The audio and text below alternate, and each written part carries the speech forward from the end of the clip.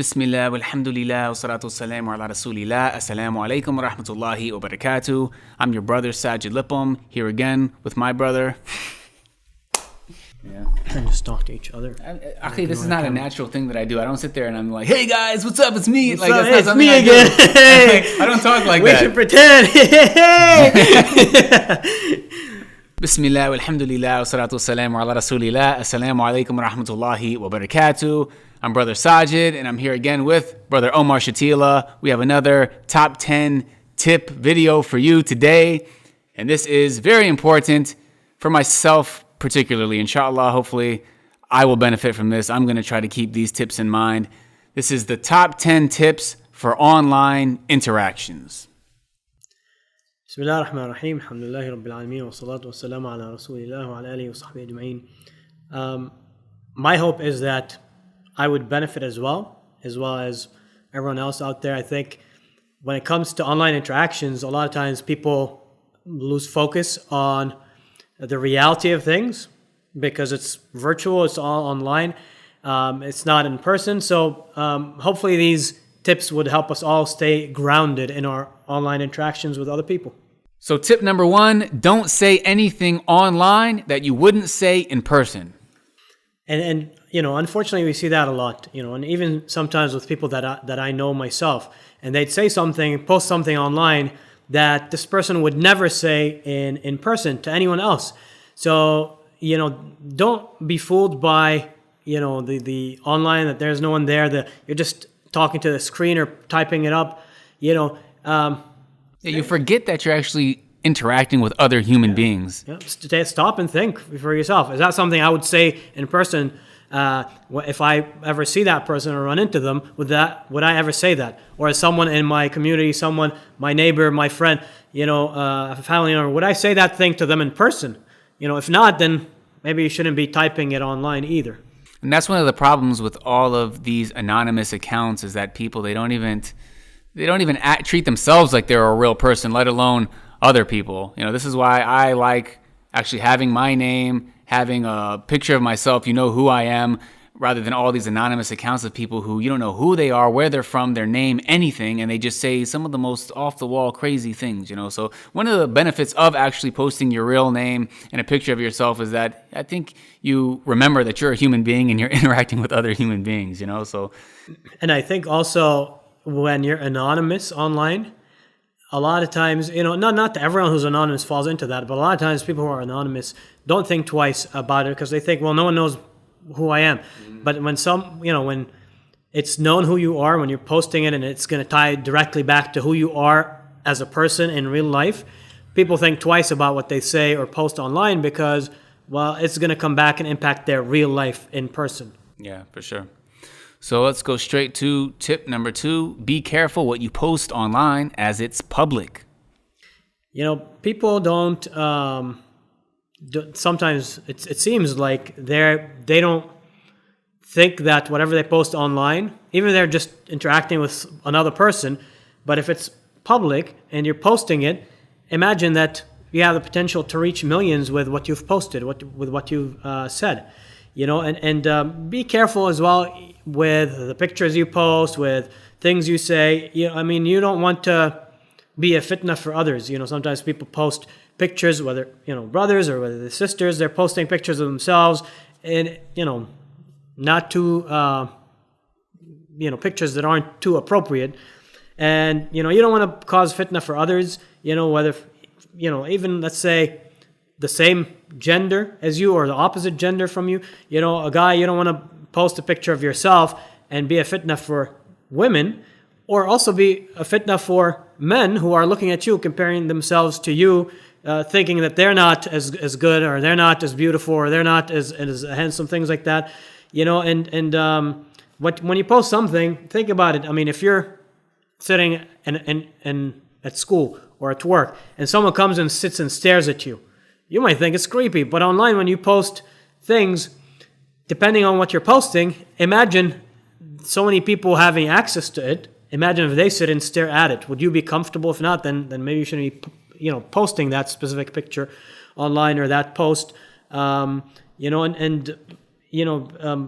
people might take your picture as well. Once you post something, it's online, it's public. People might take it and do other things with it without your permission, things that you never intended for it to be done. Yeah, this is a big topic. I guess I should clarify, because before I said, if you post a picture of yourself, then it humanizes you more. It makes you realize that your face is attached to what you're saying. But we should also be careful, like you said, about being a fitna, especially for the opposite gender, because in Islam, there, of course, are rules regarding gender relations between men and women. And it definitely is a fitna, more so for men to see pictures of women than vice versa. But, it's both true. Both are true, but just the way that I've seen it actually play out online is there has been entire podcast episodes dedicated to, certain things that people have said about sisters from a particular ethnicity who are, they're reverting to Islam and they're posting their pictures, and it's a fitna, all these women from, so I don't want to specifically out anyone or what happened, but, it is a fitna for men. And I remember that brother who posted it, he got a lot of backlash for it, but what he was saying is true. It's a reality. I mean, brothers, when they see pictures of sisters who, of course, they're going to be beautifying themselves by posting their pictures online. They don't want to look ugly, obviously, when they're posting their pictures, although there are different levels. I mean, some have the filters and the makeup and the everything, and then others, it might just be more of a passport style photo, no makeup or whatever. But the bottom line is that brothers are going to be looking at your pictures. It's going to be a fitna for them. And there's no telling what they're going to do with these pictures, because I saw a Twitter conversation between one of these sisters. I don't know anything about her. I don't know how it even showed up on my timeline on Twitter. But basically, I think there's a sister who does hijabi tutorials and makeup maybe. And there was a Muslim brother saying that your picture, it's on this adult website. And I saw them going back and forth, and she was saying, well, I didn't put it there. Someone else took, the pictures that she puts up and put it on that website. So, that just sort of shows you the extent to which people are going to take the stuff that you post online and how creepy it can be. And, just something to really be aware of. It's public. Everyone has access to it. So you don't have much control over it, no about how people use it and what they do with it, that reminds me, I've always thought that, it's a problem when it impacts marriage and relationships of husbands and wives. Mm-hmm. When people beautify themselves more, when they're taking a picture to post online, or to, when they're going out, they dress up, they beautify themselves more to other people than to their own spouse. Yeah. For both men and women, they dress up when they're going outside, but, at home they're in a, old smelly shirt, it impacts marriage, because that your spouse, they're going to go out and they're going to see everyone else's, husbands, wives, whatever. They're going to see them and, the dressed up and beautifying themselves. And then they go home and, and it's unfortunate, but we see that a lot, wives, they don't pay much attention at home beautifying themselves to their husband. When they're going out or going to an event or, whatever it may be, a wedding or whatever, they dress up and they beautify themselves and they wear makeup and this and that and they go. And same thing with the brothers. Sometimes they neglect themselves at home and then, they don't really beautify themselves for their wives, but then when they go out, they're all dressed up and smelling nice and looking fancy and sharp and all this. And they're being a fitna for other people, and they're not even fulfilling the rights of their spouse. And so that's definitely going to impact your spouse if, that's what you're doing. It's going to impact your spouse. And it's going to impact the spouses of other people as well. Right. I think that leads well into tip number 3. Interactions with the opposite gender should follow Islamic guidelines. So as we said, posting pictures of yourself, would you beautify yourself like that for a room full of men? And likewise, men posting pictures, with their shirts off and flexing and all these things. Would you do that in a room full of women? Because everyone is seeing these pictures that you're posting. It's your profile picture. That's how you're presenting yourself to the world. Keep in mind that the opposite gender is also looking at these pictures. Yeah. And we need to maintain Islamic guidelines. And another thing I think that goes along with that is all the interactions going on between brothers and sisters. This is something that I sort of had to realize myself after going through the transition of having a Facebook account before embracing Islam and having all these different friends, boys, girls, Muslims, non-Muslims, men, women, all these different people, and then going through the marriage process and then realizing I need to do something about this. It's not appropriate for me to have all of these women. They're not, I'm not their mahram. I have no relation to them. Some of them aren't even Muslims. They're not wearing hijab. Even if they are wearing hijab, they're not dressed appropriately, the interaction. So, I reached a point where I deleted all of the women who are not part of my family from my online accounts, Facebook, Twitter, so on and so forth. So I think that's something that is underrated and overlooked is all of the interactions and, brothers following sisters and vice versa and interacting all the time. It's important to understand that the same Islamic guidelines apply online as offline. And unfortunately, that double standard of online versus offline interaction leads to people going to two extremes. You often find people, when it comes to interacting with the opposite gender, they're on one extreme in person and on the other extreme online. Yeah. And it's just not a healthy way of interacting, in both scenarios. Tip number 4, don't assume anything about someone you don't know anything about.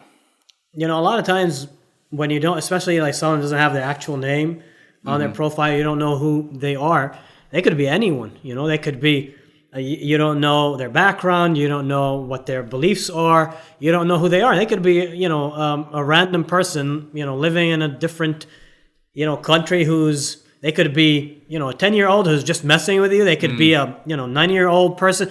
You don't know who they are. You don't know anything about them, so don't assume anything. You don't know their background. You could have a scholar. You could have someone who's a layman. You could have someone who's ignorant, someone who's, sincere, someone who's, who hates you, someone who knows you in person, but they made this account to someone who's just messing with you, trying to prank you. It could be some, bot that's not even an actual person. So even if some people have their pictures or a name, sometimes if you don't know that person, don't assume anything about them that you don't know, because people can make that stuff up. I mean, if anyone can just take some random picture of a person online and make up a random name and make a profile, add a bunch of people, and people get friend requests, they accept more often than not.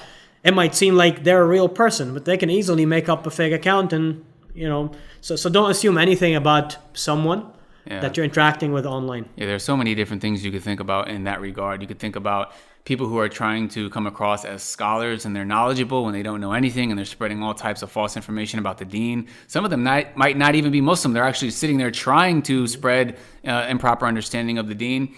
Sometimes you'll have like a brand new Muslim who's talking about something, and people will assume, I guess, that they've been Muslim for 20 years and they're this and that, and they'll speak to them in a way that's completely inappropriate to speak to a new Muslim. So there's just so many different things that you could talk about. You could be talking to that person who you pray next to in the masjid, and you don't even realize it. And so, there's so many different things about the online world and knowing who you're talking to and assuming things about them. And not all topics or conversations, that might be appropriate or the best place to have them, might not always be online. I mean, if it's something personal, if I'm having a personal, conversation with, a person specifically about a certain topic, online might not be the best place to have that conversation. Right. Publicly with a limited amount that you can even write, so on and so forth. So tip number 5, once you put something online, it is out of your hands. It is out there forever.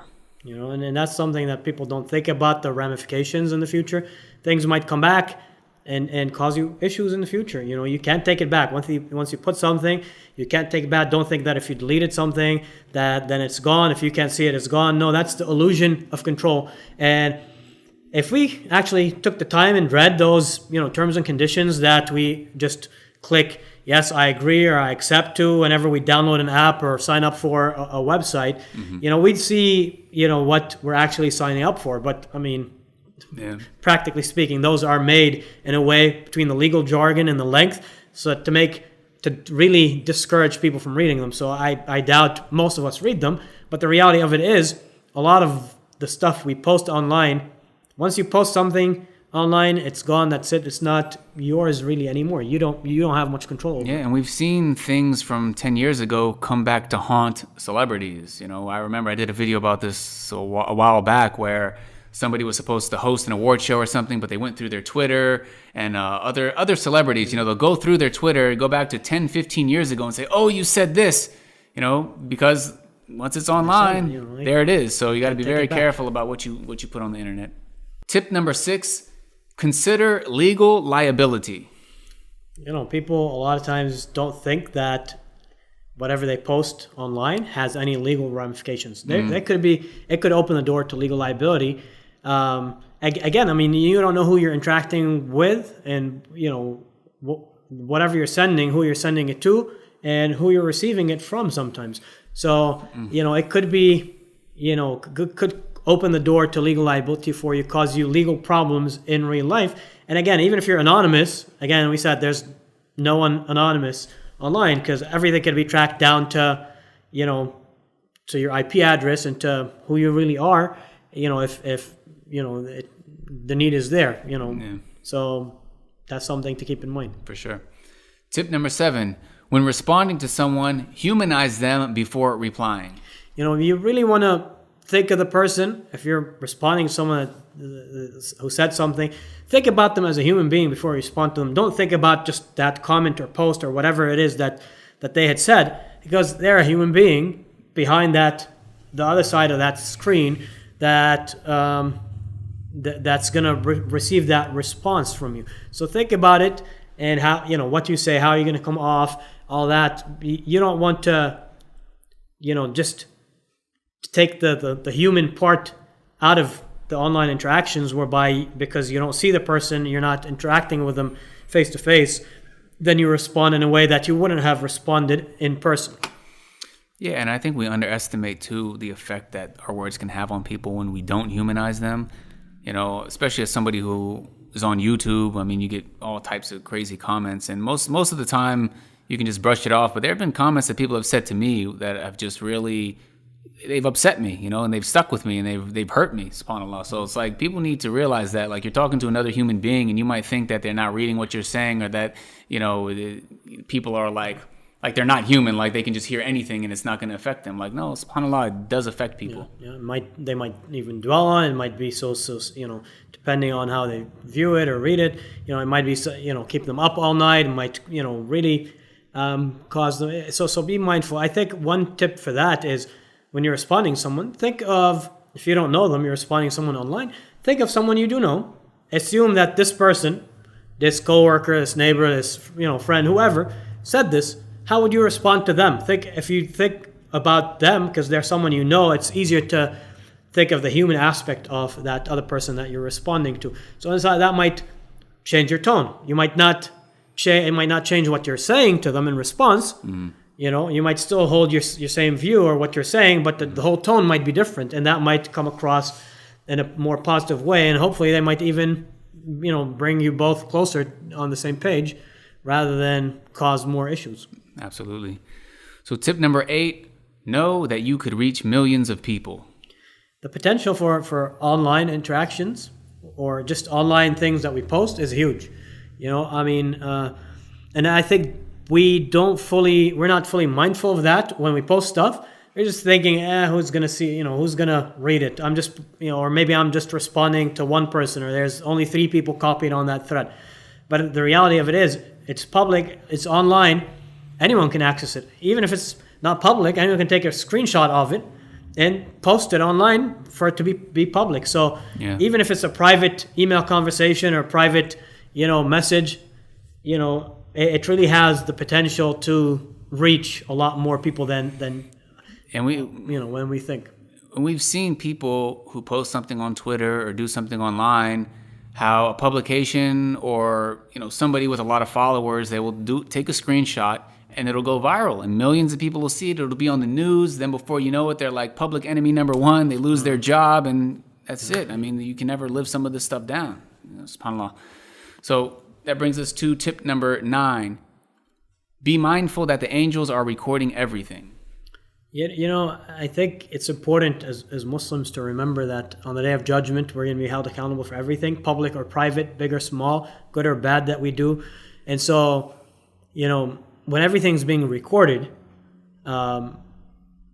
being mindful of that, you're going to be accountable for that. Everything you say, everything you do in person or online, if I'm mindful of that, if I think and reflect on the day of judgment, I'm going to stand in front of Allah subhanahu wa ta'ala. He's going to ask me about everything I said and I did, and I'm going to be held accountable for it. There's either reward or punishment. Then I'm going to think twice maybe before saying certain things, or make sure whatever I say is good, or I'm going to remain silent.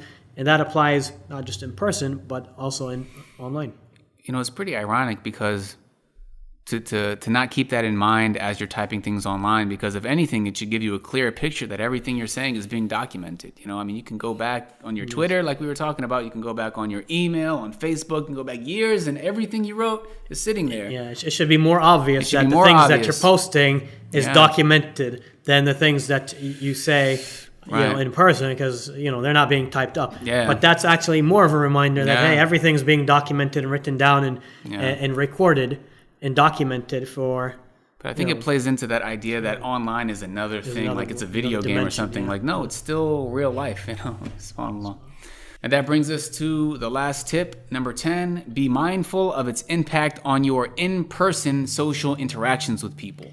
I think, and we see that sometimes with some of the students as well, they interact with each other online one way, but in person, they can't even hold a conversation with that same person that they might talk to, so much online. That same person, same topic, they can't have a in-person conversation. So being mindful of how the time you spend online, the interactions you have online impacts your own interactions with other people, socially when you're in person, and the negative impact that could have, because at the end of the day, you're going to leave your devices, your electronics, you're going to go interact with people in person. You can't marry someone, and just interact with them online. You can't just, interact with your friends through text message. At some point, it's all gonna have to come down to in-person interactions. And so be mindful of how your online interactions are gonna impact your in-person social skills. Yeah, and you develop certain habits, right? If you're acting a certain way online all the time, don't act like you're gonna just be able to switch that off. It's something that's going to take it's going to take root in your personality as well offline. So that does it for this episode. Let us know what you think in the comments. Until next time, Jazakumullahu khairan. Wassalamu alaikum wa rahmatullahi wa barakatuh.